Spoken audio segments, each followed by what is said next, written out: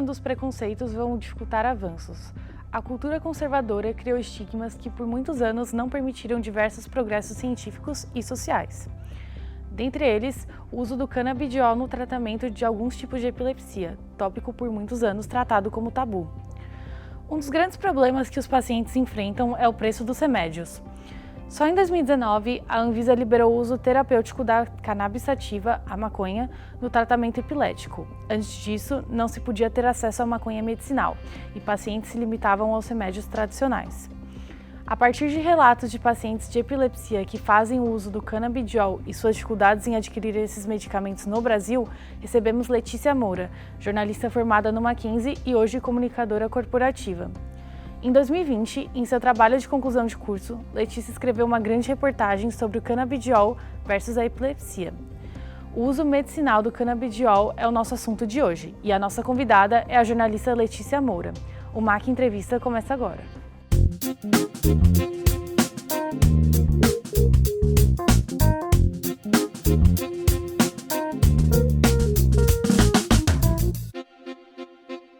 Bom, Letícia, para começar, eu queria saber qual foi a sua inspiração para escolher esse tema do canabidiol versus epilepsia.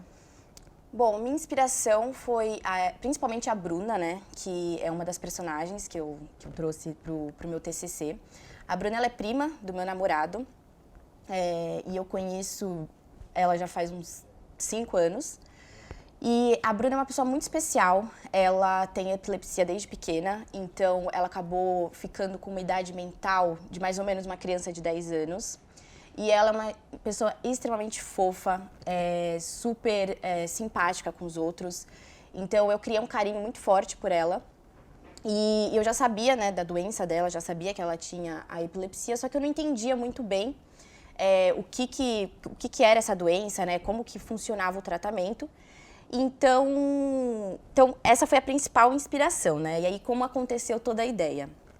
Eu estava procurando um tema, né, para o meu TCC, eu ainda não tinha definido, e eu li uma reportagem sobre as proibições da Anvisa em relação ao canabidiol. Eu achei super interessante o tema, comecei a pesquisar mais sobre quais tratamentos, né, poderiam ser feitos com o canabidiol, e aí eu vi que a epilepsia era, né, uma doença que poderia ser tratada com o canabidiol. Aí nisso eu já associei com a Bruna, já criei toda uma história na minha cabeça, já falei, nossa, ia ser incrível se eu pudesse homenagear a Bruna também nesse meu trabalho do TCC. Contatei a Fernanda, que é a mãe da Bruna, ela falou que sim, que eles usavam, que ela usava o canabidiol, né, no tratamento. Então, daí eu já criei toda uma história e já determinei meu tema pro meu TCC. Então, assim, a minha principal inspiração foi a Bruna, mas veio aí desse gancho que eu li a partir da matéria. Entendi, nossa, muito inspirador mesmo. E eu queria saber se quando você escreveu a sua grande reportagem, você buscou abordar esse tema de uma maneira que pudesse abrir a mente do público conservador? Sim, meu foco nunca foi o público conservador em si, né? Eu queria trazer a reportagem de uma maneira mais simples possível e detalhada para que todo mundo pudesse entender, tanto o público leigo quanto profissionais de saúde, enfim. Então eu não queria usar termos muito técnicos, eu queria explicar bem para que as pessoas pudessem realmente entender o que é a epilepsia e como que o canabidiol funciona quimicamente, né? Como tratamento para essa doença. Mas eu também quis ter uma abordagem um pouco mais emocional, para tocar mesmo no coração das pessoas, para que as pessoas pensassem, tipo, se você tivesse uma filha, uma irmã, ou enfim, uma pessoa que você ama muito com uma doença e o canabidiol pudesse ajudar a aliviar o sofrimento dessa pessoa, sabe? Você continuaria com o seu preconceito, com a sua mente fechada, enfim. Então eu quis trazer essa parte um pouco mais emocional para a reportagem também. Acho que foi esse meu objetivo. E para fazer essa reportagem, você contatou muitos profissionais de saúde, estudou muitos casos de outras pessoas, e eu queria saber, a maioria dos profissionais de saúde, ou pelo menos uma parte deles, ainda trata o canabidiol e a maconha como um tabu? O canabidiol, ele é um pouco diferente da maconha, né? São duas coisas separadas, mas eu acredito que os profissionais de saúde hoje não têm tanto preconceito em relação ao canabidiol como tratamento, justamente pelo acesso fácil à informação, né? Não só os profissionais de saúde, mas a população no geral, hoje tem acesso à informação, né? Consegue, tanto quanto eu fiz o trabalho, as pessoas também conseguem pesquisar e entender um pouquinho do que é o canabidiol. Então, acredito que cada vez mais isso está sendo dissolvido, não existe tanto mais tabu, principalmente dentro dos profissionais, né, dentro da comunidade de saúde. Principalmente agora também com a liberação da Anvisa, acho que isso cada vez mais vai deixar de ser um tabu. Pelo que você falou, né, hoje em dia os médicos estão bem mais de mente aberta, mas você acha que ainda existe alguma certa negligência com tratamentos alternativos, tanto por parte dos médicos, de profissionais da saúde em geral? Eu acredito que antes era mais, até pela proibição da Anvisa. Acho que não falaria negligência, porque a doença ela é tratada, pelo menos a epilepsia, né? Ela é tratada mesmo, o tratamento é feito com os medicamentos tradicionais. O canabidiol ele é usado para aliviar um pouco os sintomas e dar mais qualidade de vida para o paciente em si. Mas o tratamento é feito com os medicamentos tradicionais. Então, eu acho que assim, alguns médicos um pouco mais conservadores, eles podem não estarem negligenciando o tratamento em si, mas podem estar provocando que aquela pessoa, né, impedindo com que aquela pessoa tenha uma qualidade de vida um pouco melhor por causa de preconceito. Mas, de novo, eu acredito que isso, a partir da liberação da Anvisa, né, em 2019, enfim, isso está cada vez não é mais a realidade, né, na comunidade de saúde mesmo. Ai, que bom. Bom, mas como você mesma disse, o canabidiol e a maconha não é a mesma coisa, mas tem muita gente que quando ouve esse nome acaba pensando, associando indiretamente ou diretamente até. E você, na sua opinião, em que momento a legalização da maconha recreativa se tornou um tabu, principalmente aqui nos países de terceiro mundo, porque tem alguns lugares, por exemplo, na Europa, Estados Unidos, que já está legalizado. Sim. Aqui na América do Sul, por exemplo, apenas no Uruguai, por enquanto. Sim.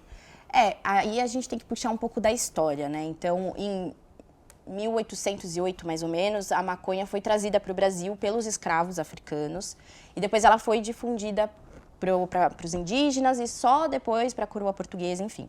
Então, quando ela foi trazida, né, pelos escravos africanos, ela era usada em rituais religiosos, enfim. Então, ela já tem esse estigma, né, de ser uma droga de comunidades mais... Não da elite em si, né, de comunidades mais pobres, enfim. Mais marginalizadas. Mais marginalizadas, exatamente.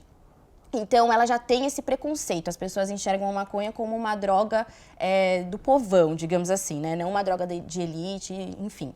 Então, já veio esse preconceito. E aí começou a proibição da maconha a partir da lei seca, né, nos Estados Unidos.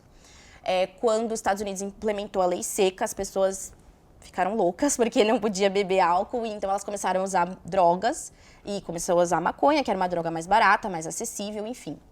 E aí eles perceberam que eles tinham feito uma coisa muito errada e aí começaram a proibir, né, proibiram tanto a produção, a plantação, enfim, tudo em relação à maconha. E o Brasil, né, e os outros países foram seguindo esse exemplo também. Principalmente, de novo, por ter esse preconceito de achar que a maconha era uma coisa ligada à religião, ligada a essa parte da comunidade mais marginalizada mesmo.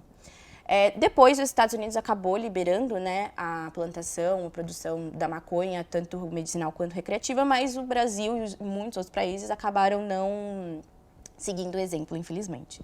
Então, assim, hoje eu acredito que a maconha recreativa ela ainda é vista como uma droga marginalizada. As pessoas ainda não entendem muito bem a maconha, né, pensando tanto em recreativa quanto medicinal. E as pessoas acabam tendo um preconceito muito forte justamente por ter essa parte histórica também. Então, acho que vem aí da história e hoje isso ainda acho que é bem improvável que a maconha seja vista, né, aqui no Brasil como ela é vista em outros países da Europa, enfim. Sim, ainda infelizmente existe muito preconceito. E por falar nisso, você acha que muitas pessoas têm em mente que com a popularização desses tratamentos à base de cannabis, isso vai abrir as portas para a legalização da maconha recreacional. Você concorda com isso ou não? Eu não concordo. Eu não concordo. Eu acho que são duas coisas totalmente diferentes, tá? O canabidiol, ele é um óleo, como se fosse sei lá, um remédio de gotas, assim. Ele é um óleo e ele não dá onda, barato, porque ele não tem o THC, então ele é totalmente diferente. Ele seria vendido em farmácias como um medicamento convencional mesmo, se ele fosse assim, totalmente acessível, né, coisa que ele não é ainda hoje. Então, eu acredito que não. E assim, sinceramente falando, minha opinião, eu acho que hoje a maconha, ela é muito fácil de ser encontrada, ela é muito fácil de ser utilizada, então, para mim, não faz muito sentido a proibição da maconha, tanto medicinal, principalmente medicinal, mas recreativa. Então, eu acho que não, mas se fosse isso, também não seria muito diferente do que é hoje. Bom, e pelo que você disse, o tratamento pelo canabidiol, infelizmente, ainda não é tão acessível. Uhum. E isso se dá por uma pressão, por uma questão, assim, de preço? Tem como o SUS trazer esse medicamento gratuito? Como que funciona, mais ou menos? Tem. Antes da liberação, né, da Anvisa de 2019, você tinha que entrar com um processo judicial, e aí era um dinheiro extremamente absurdo que você gastava com advogado, com toda a parte do processo mesmo, para você provar que aquele medicamento era importante para o tratamento da doença da pessoa, enfim. Então, antes tinha todo esse trâmite judicial que precisava ser feito. Hoje, acredito que esse trâmite já não exista mais, só que os medicamentos são importados. Então, você tem que importar esse medicamento, e para isso você precisa de uma permissão da Anvisa, acredito. Não é uma coisa que você consegue comprar na farmácia, por exemplo. Então, ele tem que ser importado, e justamente esse fato dele ser importado é uma coisa que torna ele muito caro e não acessível a todos. Porque você tem que entrar com todo esse processo com o SUS ele consegue fazer isso, mas aí você tem, de novo, é uma coisa extremamente demorada e burocrática, mas é caro. O remédio é caro se você for fazer sem o SUS, que é mais fácil. Se você for fazer com o SUS é mais difícil, mais burocrático, você tem que entrar com um monte, demora muito tempo e nem sempre você consegue. Então, justamente por ser um remédio importado, ele não é muito acessível, tanto pelo SUS quanto particular, né, se você for fazer particular. Então, hoje o canabidiol, ele acaba, mesmo com a liberação da Anvisa, ele acaba não sendo assim a realidade para muitos tratamentos. Sim, infelizmente, por mais que existam tentativas de trazer ele mais barato, isso se torna muito complicado, né? Sim, com certeza. Bom, e a nossa conversa está muito legal, mas eu vou chamar um intervalo rapidinho e o MAC Entrevista volta já.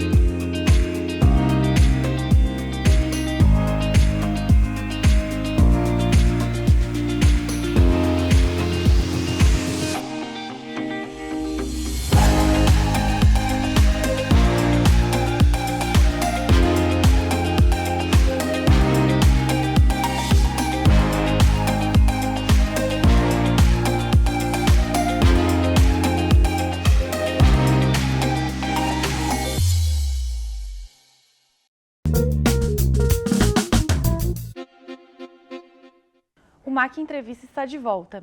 Hoje estamos com a jornalista Letícia Moura, autora do trabalho Canabidiol versus a Epilepsia, resultado do seu trabalho de conclusão de curso de jornalismo na Universidade Presbiteriana Mackenzie. Bom, Letícia, antes do intervalo a gente estava falando sobre a questão da acessibilidade aos medicamentos à base de canabidiol, e eu queria te perguntar se existe alguma possibilidade não só de baratear o remédio, mas também de deixar ele mais fácil de se adquirir. Sim. Acho que a principal oportunidade, né, que a gente tem de fazer isso acontecer é trazendo a plantação e o desenvolvimento dos produtos para o Brasil, né? Hoje, tudo é importado, o produto ele é importado, né, 100%, porque não existe plantação de maconha legalizada aqui no Brasil. Então, trazendo isso para a região, né, fazendo o desenvolvimento, a plantação a produção desse medicamento regionalmente, a gente conseguiria baratear, porque daí deixa de ser um produto importado e passa a ser um produto regional. Mas, de novo, isso é muito difícil acontecer, tanto por questões climáticas, né? A cannabis ela é uma planta extremamente sensível. O Brasil ele é um país tropical, né? Muito quente, enfim. Então, teria que ter uma estrutura, né, especial, enfim. Seria mais caro também do que, por exemplo, plantar soja, milho, que são coisas que a gente encontra hoje no agronegócio, né, do brasileiro. Mas, enfim, seria possível, né, acontecer, só que acho que é muito difícil, justamente porque não é do interesse de grandes empresas, do agronegócio, trazer a cannabis, né, para ser produzida aqui no Brasil. E, de novo, hoje a gente tem medicamentos tradicionais que são carésimos, porque muitos dos insumos, né, dos ingredientes usados para fazer esse medicamento é importado. A pesquisa e desenvolvimento de medicamentos acontece principalmente na Europa. Então, assim, o buraco muito mais embaixo, entendeu? Então, assim, no mundo ideal, a gente traria a produção da maconha para cá, né, da cannabis para cá, e a partir disso a gente faria todo o desenvolvimento regionalmente e seria um produto mais barato. Mas é muito difícil isso acontecer. Enfim, essa seria a possibilidade. Sim, por enquanto, os remédios tradicionais acabam sendo uma opção mais fácil de se conseguir. Mas existem alguns malefícios que eles podem trazer para os pacientes? Então, os remédios tradicionais são químicas, né? Eles acabam sendo extremamente... como que eu posso dizer? Eles são... O que acontece, principalmente, né? O principal malefício, digamos assim, eu não diria malefício, porque, de novo, o tratamento da epilepsia, por exemplo, acontece com medicamentos tradicionais. Só que os medicamentos tradicionais são sintéticos, né? Eles não são, por exemplo, o canabidiol, ele é uma substância natural. Então, ele já age de uma maneira mais natural no nosso organismo. Já os medicamentos sintéticos, então eles não têm, a gente não tem receptores naturais no nosso organismo, no nosso sistema nervoso, enfim, para receber esses medicamentos. E o que acontece em muitos dos casos, né, principalmente dos casos que eu pesquisei, né, da epilepsia para fazer o trabalho, o corpo acaba meio que viciando, né, acostumando com esse medicamento. Então, cada vez mais, a partir, por exemplo, a Bruna, ela começou a tomar os medicamentos quando ela tinha mais ou menos uns 10 anos. Hoje, a Bruna tem 27 anos. Então, faz 17 anos que ela toma medicamentos pesadíssimos, né? Tarja preta. E são medicamentos que você vai ter que ir aumentando a quantidade, aumentando a dosagem, porque o seu corpo acaba acostumando, né, com aquilo. Então, você acaba meio que ficando viciada no medicamento. E você vai ter que ir aumentando cada vez mais a dosagem, a quantidade. E esses medicamentos, por serem sintéticos, por terem uma química absurda, né, ele traz outros malefícios, como, por exemplo, problema de fígado, porque o fígado ele tem que metabolizar aquele corpo, né, que estranho que você está absorvendo no seu corpo, problemas de fígado, pressão alta, problemas cardiovasculares. Então, assim, são vários outros problemas que aquele medicamento traz justamente por ser sintético, justamente por ser uma bomba, né, de química dentro do nosso organismo. Então, esses seriam os principais malefícios. Mas, de novo, hoje é a principal fonte de tratamento mesmo para essa doença. É o que faz com que, por exemplo, no caso da epilepsia, a pessoa consiga viver minimamente bem, assim, sabe? Então, infelizmente, hoje é o que a gente tem aí para os tratamentos. Mas esses seriam os principais malefícios. Bom, e puxando o gancho que você falou até da Bruna e de alguns outros casos, claro que cada caso é um caso, mas para você fazer a sua reportagem, você contou com a Bruna como fonte e com outras fontes também. Eu queria saber como que foi esse processo, como que foi a questão da privacidade das fontes, se eles foram abertos assim para conversar, se teve uma certa hesitação, como foi? Então, das minhas fontes de personagens, né, que eu utilizei foi a Bruna e o Dario. A Bruna, eu já conhecia, né, ela é praticamente família, então eu conversei com a tia Fernanda, que a gente fala, que é a mãe da Bruna, e ela super aberta, a Bruna, ela já tinha dado algumas outras entrevistas também, então assim, ela estava super confortável em utilizar o nome da Bruna, usar a imagem da Bruna, enfim, a história da Bruna na minha reportagem. E com o Dario, né, eu conversei com a mãe dele também, e ela, desde o início, também foi super aberta, não teve nenhum problema, conversou comigo, a gente conversou bastante também sobre isso. Então, dei muita sorte de ter duas pessoas incríveis como fontes, que não tiveram nenhum problema em relação a isso, que quiseram compartilhar a história comigo. Então, assim, nesse sentido, eu não tive nenhum problema em relação à questão de privacidade, de manter a imagem das fontes. Foi tranquilo. Ai, que bom. E eu fiquei muito curiosa, que você falou que a Bruna faz parte da sua família e tal. Eu fiquei muito curiosa para saber qual que foi a recepção dela com a reportagem. Então, a Bruna, ela não entende muito bem, né? Ela não consegue, não sabe ler, enfim, ela não entende muito bem o que é aquilo. Ela entendeu que foi sobre ela viu o desenho dela, né? Ali junto com a tia Fer. A tia Fernanda falou com ela, enfim, explicou, mas ela não entende muito bem. Então, acaba que não é uma coisa assim que... tipo, ela ficou feliz, ela gostou, mas já esqueceu, entendeu? Então não é uma coisa assim que ela entenda e que ela realmente tenha uma reação um pouco mais significativa. O trabalho, né, foi inspirado na Bruna, mas foi uma homenagem muito mais para as mães, né, da Bruna e do Dario, que são pessoas que realmente acabam sofrendo também bastante com essa doença. Então, a Fernanda, né, que é a mãe da Bruna, ficou super feliz com o trabalho, ela acompanhou a minha banca do TCC, então, até hoje ela fala desse trabalho, ela gostou muito, ela ficou muito feliz, então, assim, pra mim já valeu a pena, assim, pelo esse reconhecimento da Fernanda também. Sim, o jornalismo, ele faz, assim, eu diria até, não milagres, mas... Ele faz coisas muito boas, assim, muitas pessoas acham que é só escrever uma história, mas não, isso muda vidas mesmo. No caso, não só da Bruna, como você disse, da mãe da Bruna também. E você acha que, obviamente, esse tema é um pouco sensível, trata de uma condição, e você acha que temas como esse, seja da epilepsia ou qualquer outro que tenha a ver com a saúde, que envolvam fontes como as que você usou, requerem mais cuidado, assim, na hora de você redigir a reportagem?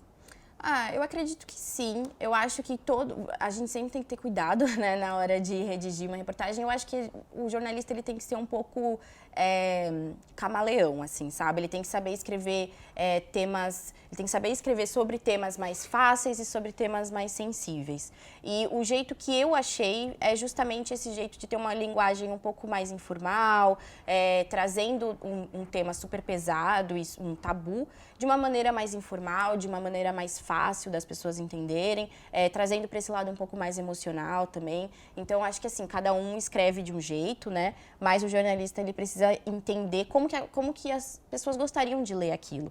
Então, quando eu pego uma revista, por exemplo, super interessante para ler, eu não quero ler uma reportagem super pesada, chata, que não te prende, enfim. Eu quero ler uma coisa legal, sabe? Que tenha uma linguagem mais fácil. Já tá falando de um tema difícil. Você ainda vai usar termos extremamente científicos, técnicos. Então, acho que você tem que ter um pouco desse feeling, assim, de saber o que falar, o como também, né? Tipo, você tem o tema, né? Que é o que, você tem que saber o como você vai falar sobre aquilo também.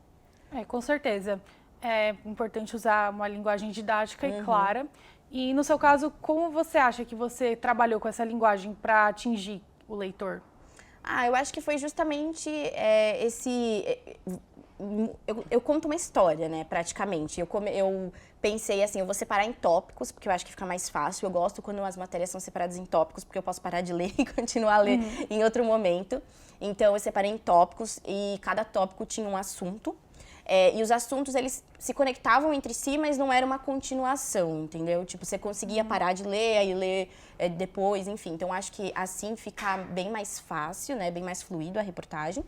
E aí eu fui fazendo de uma linguagem que é uma linguagem que é mais ou menos a minha linguagem jornalística mesmo, que é bem mais informal, não é tão sério. Eu converso com o público várias vezes, tipo, faço perguntas, questionamentos, enfim, durante a minha reportagem.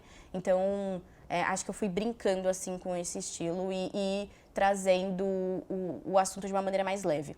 E uma das coisas que eu fiz, principalmente também, foi entender muito sobre o assunto. Eu li muitos artigos, a pesquisa que eu fiz foi bem intensa, porque era um assunto muito diferente, difícil, né? Os artigos que eu li eram artigos médicos, científicos, era bem, enfim, difícil de entender mesmo. E aí eu absorvi, eu entendi aquilo e a partir daquilo eu redigi, né, com o que eu tinha entendido. E não fui copiando e colando, entendeu? O que eu entendi, então tá bom, então é isso, entendeu? Dá pra dizer que você fez meio que uma tradução até, né? Exato, tipo, eu fiz como se fosse um resumo, eu entendi, aí eu não fui fazendo, por exemplo, citação de artigos médicos, nem nada, eu fui explicando, né, o que eu tinha entendido, acho que foi basicamente isso. Sim, é muito importante. E com essa reportagem, obviamente, você ganhou uma certa experiência nesse tipo de assunto. E eu queria te perguntar, que conselho você daria para jornalistas iniciantes, talvez ainda na faculdade ou começando a carreira, que querem fazer reportagens com temas um pouco mais delicados, que envolvam essa parte da saúde? Tá. Eu quero dar 2 conselhos. Eu quero dar um conselho para os estudantes, né, de jornalismo no geral, que é um conselho que me deram e que eu não ouvi, que fez muita falta na minha vida, que é em relação a quando você está procurando estágio, quando você está começando a sua experiência profissional. O momento do estágio, quando você está na faculdade, é o momento de você ter um leque de experiências assim significativo. Então, esse é o momento para você trabalhar em redação, em televisão, em rádio e também é o momento para você trabalhar em comunicação corporativa, em assessoria, não só para você realmente entender o que você quer, porque é muito diferente da faculdade. Quando você começa a trabalhar, é muito diferente da faculdade. Então, não só para você entender o que você quer, mas para você criar experiências. Eu, por exemplo, não tenho nenhuma experiência em redação, por mais que eu tenha feito o meu TCC, por mais que eu tenha feito jornalismo, eu não tenho experiência em redação, em televisão, em rádio e TV. Então, hoje, se eu quisesse migrar para essa área, seria muito difícil para mim. E eu acabo ficando meio que presa na área de comunicação corporativa, que para mim é ótimo, é onde eu me encontrei.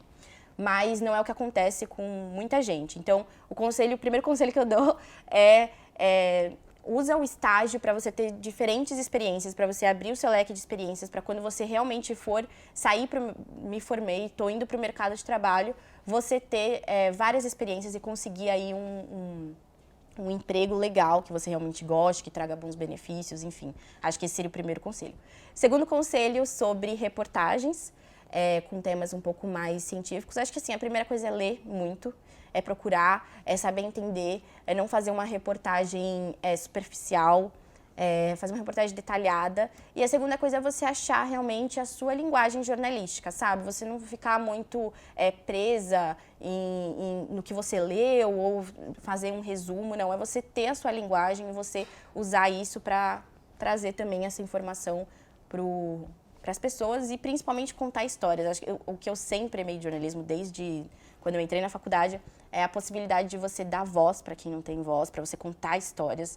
Então, acho que isso é a principal coisa. Quando você traz um tema sensível, conta uma história, traz um personagem que com certeza vai dar mais emoção e mais foco aí para sua reportagem. E meu muito obrigada também a você, que nos acompanhou até aqui. Até o próximo programa.